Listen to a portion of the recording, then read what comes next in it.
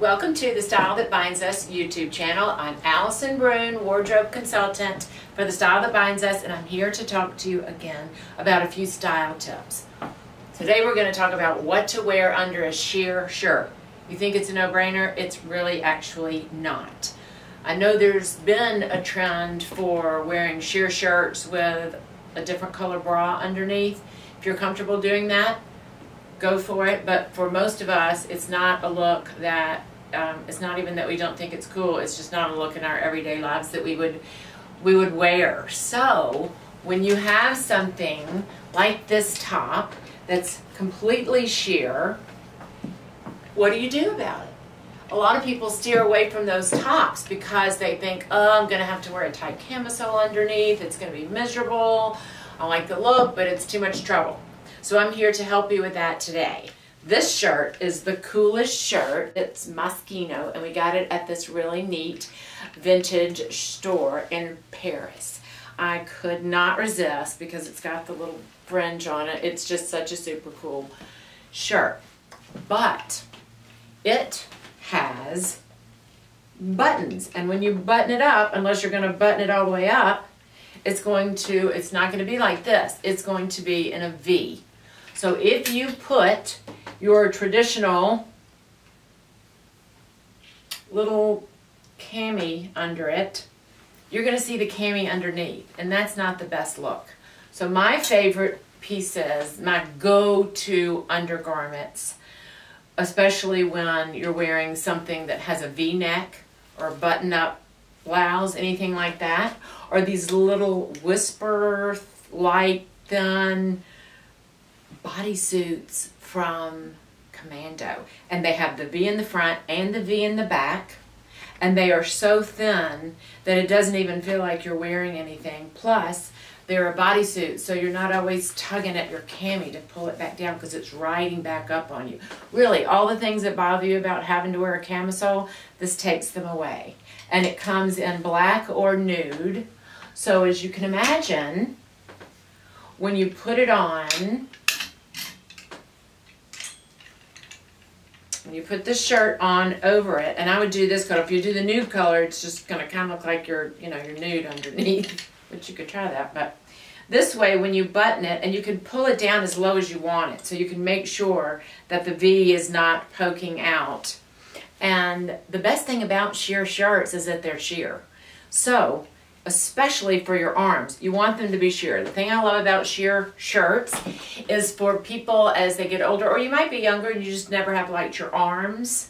This is still a way to not feel so buttoned up and to feel sexy, but camouflage anything on your arms that you don't love.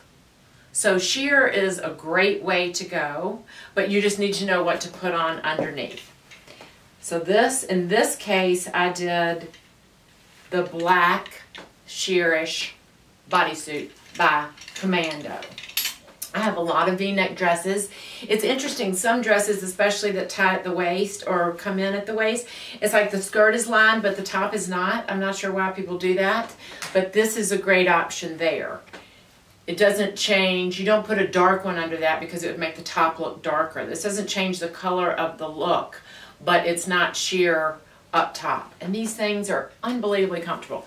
This kind of traditional cami that a lot of us wear, and of course there's the Spanx one and everything, they're stretchy and they're very much fitted to your body. When I ask people, do you have camisoles, they always pull these out. This is not a standalone piece. You would never wear a blazer over it. If you are wearing it to pull you in, then you need to go ahead and get the Spanx. But these are not my favorites for the most part because they ride up. They're very, they stick to your skin. So in the summer, they're hot. And they do not have a V-neck. So the last thing you want is something sort of this color, skin colored, sticking up above the shirt that you're wearing. It's not a great look. But if you do feel like, and also if you wear something like this under a sheer top, and it is clinging to the body, if you do have any kind of lumps or bumps or muffin top or rolls, they're still going to be seen through this. So, to me, it's just not the best look unless you are super thin and you're wearing a shirt that has a rounded neckline. Okay, now this is another type sheer thing that I love. My friend Carolina Marlatt designed this. It is sheer, but it is a jacket. You can tie it, I think you might be able to tie it at the waist. You could put a belt around it and make it more like a long top. But regardless, none of these things I've shown you so far would go under this. The fun thing about something like this is pretty much anything can go under it. I usually stick to either just a simple t-shirt, and make sure when you do something like that, that the t-shirt you have is not boxy. It needs to sort of graze the body, give the body a shelf from the side. You don't want it too tight because it's going to show anything here that you would rather people not focus on. But if it's too oversized, then you look larger and it makes a much bulkier look for the jacket that's going over it. I've also worn a little silk or satin cami underneath this for a dressier look. That is really fun to glam it up. And also just a little sleeveless V-neck white sort of ribbed sweater that I have that I've worn with it before. But think about what you are going to wear under these sheer pieces. And sometimes, especially, as you can see, these are two very different colors. That's another thing. There are so many different shades of nude, it is not even funny. So this one, here's this one, and then look, here's even another one. So, you know, you can imagine you're going to have to be matching some of your clothes. And when that is the case, like this is fairly sheer. You could do that under it because it really does just, you know, look like the skin. But as you can see, this is not the right color. Really, nor is that.